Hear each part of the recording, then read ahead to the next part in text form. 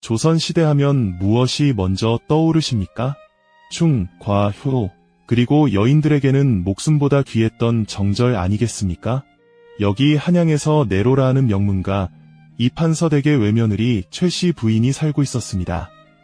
그녀는 18꽃다운 나이에 시집온 지 1년 만에 남편을 잃고 10년째 독수공방하며 수절해온 살아있는 연려로 칭송이 자자했지요. 햇살이 투명하게 비치는 대청마루에 앉아 바느질하는 그녀의 모습은 마치 한 폭의 고요한 수묵화 같았습니다. 하얀 소복 위로 드러난 가녀린 목선과 흐트러짐 없는 비녀머리는 보는 이로 하여금 절로 고개를 숙이게 했지요. 하지만 여러분, 겉으로 보이는 고요함이 전부는 아니랍니다. 깊은 밤, 타들어가는 촛불 아래 홀로 누운 그녀의 방 안에는 시린 달빛조차 채워주지 못하는 지독한 외로움이 뼛속까지 스며들고 있었으니까요.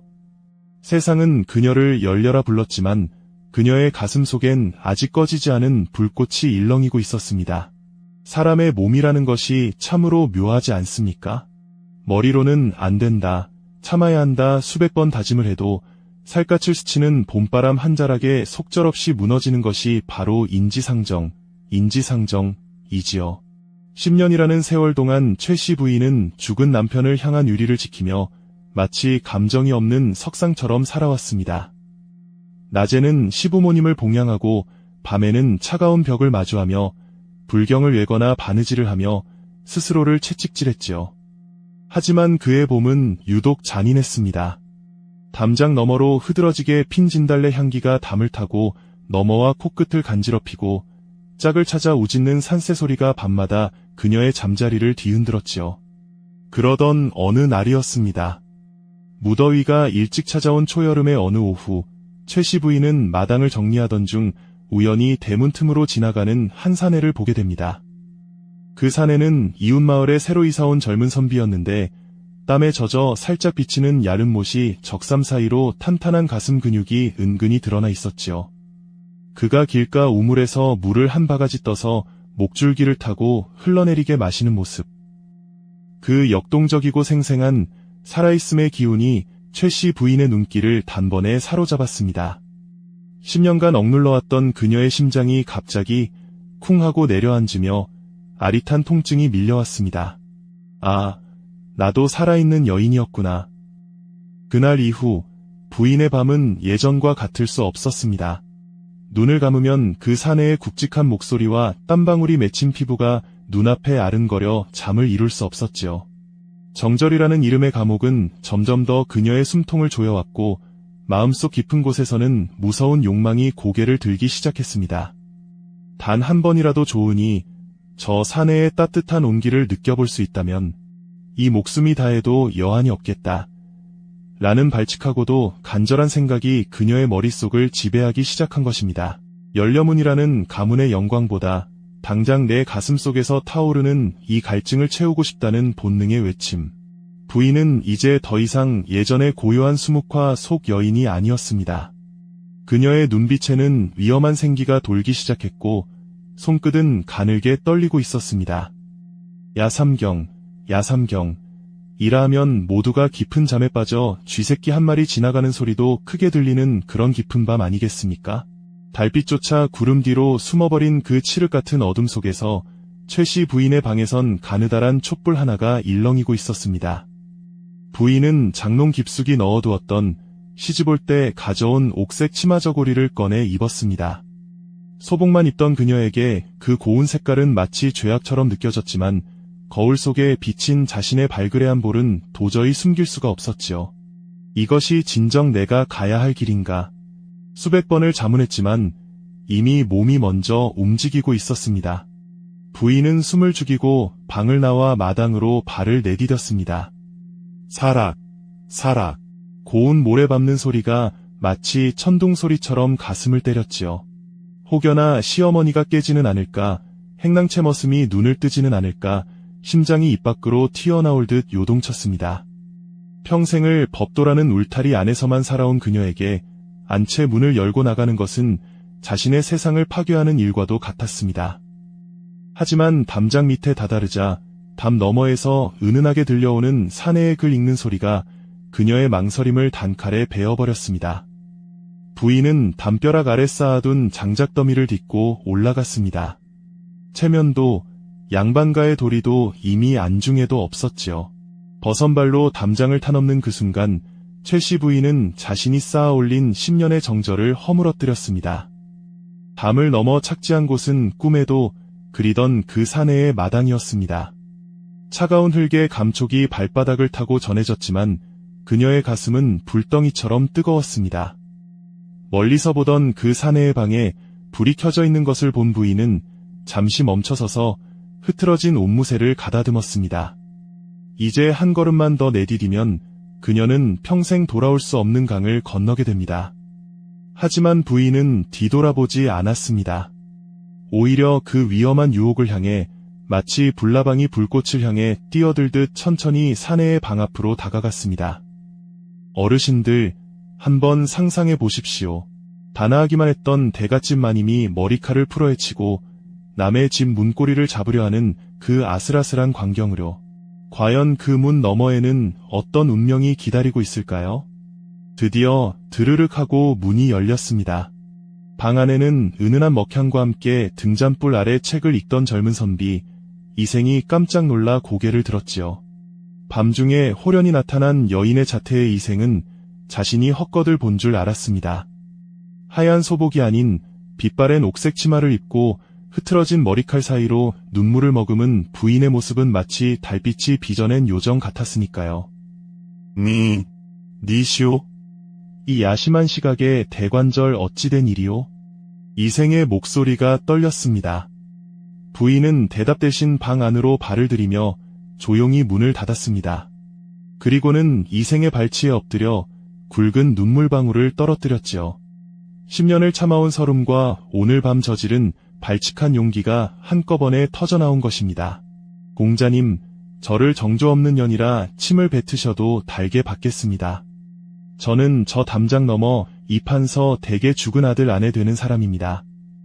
부인의 고백에 이생은 뒤로 자빠질듯 놀랐습니다. 한양 땅에서 소문난 연려가 제 발로 사내의 방을 찾아오다니요. 이생은 급히 몸을 일으켜 부인을 멀리하려 했습니다. 부인, 이러시면 안 됩니다.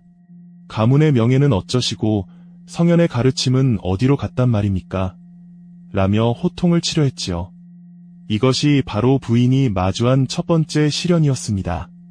세상의 도덕과 유교라는 높은 벽이 이생의 입을 빌려 그녀를 꾸짖은 것이지요. 하지만 부인은 물러서지 않았습니다. 그녀는 고개를 들어 이생의 눈을 똑바로 쳐다보았습니다. 그 눈빛에는 두려움보다 더 깊은 갈망이 소용돌이치고 있었지요. 공자님, 10년입니다. 10년 동안 저는 산 사람이 아니라 죽은 시체처럼 살았습니다. 남들은 저를 열려라 칭송하지만 제 가슴은 시커멓게 타버린 숫덩이일 뿐입니다. 오늘 밤 저를 한 번만 안아주십시오. 내일 아침 내 목에 칼이 들어온다 해도 단 한 번만이라도 살아있는 여인이 되고 싶습니다. 부인의 떨리는 손이 이생의 옷소매를 잡았습니다. 가까이서 느껴지는 부인의 따스한 숨결과 설레음, 그리고 간절한 눈망울에 이생의 굳건했던 마음도 조금씩 금이 가기 시작했습니다. 이생 역시 피 끓는 청춘이 아니겠습니까? 등잔불은 파르르 떨리며 두 사람의 그림자를 벽에 길게 늘어뜨렸습니다. 정적 속에서 두 사람의 거칠어진 숨소리만이 방 안을 가득 채웠지요. 부인은 이제 이생의 거부를 견뎌내고 그의 마음을 열어야만 하는 절체절명의 순간에 놓였습니다. 어르신들, 이 팽팽한 긴장감이 느껴지십니까? 과연 선비 이생은 유교의 도리를 지켰을까요? 아니면 눈앞의 여인이 내뿜는 뜨거운 열기에 무너졌을까요? 흔히들 남녀 상열지사라 하면 그저 가볍게 들릴지 모르나 이 두 사람에게는 목숨을 건 도박이었습니다.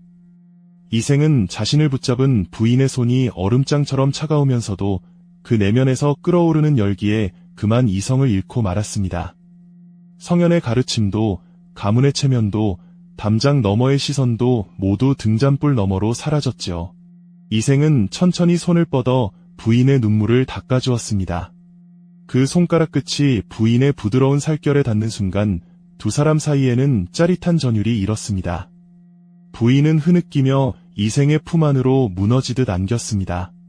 10년 동안 그 누구에게도 허락하지 않았던, 아니, 허락받지 못했던 그 품이었습니다.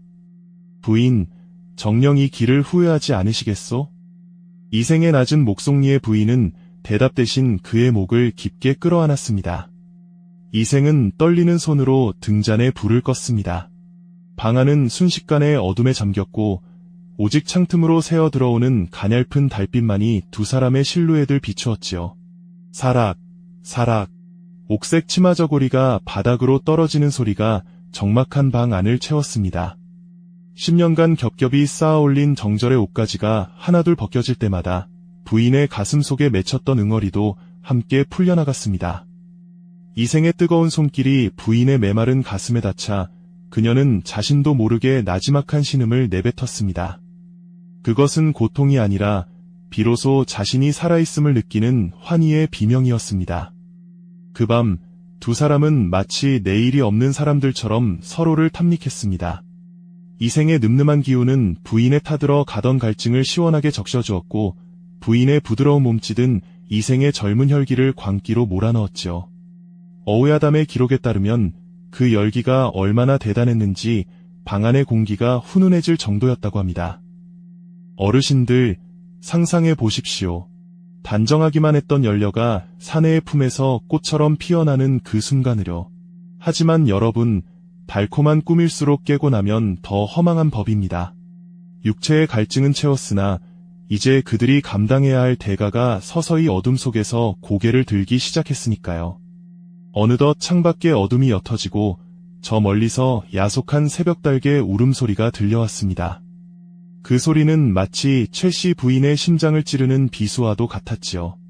한 이불 속에서 서로의 살을 맞대고 있던 두 사람의 몸이 순간 굳어버렸습니다.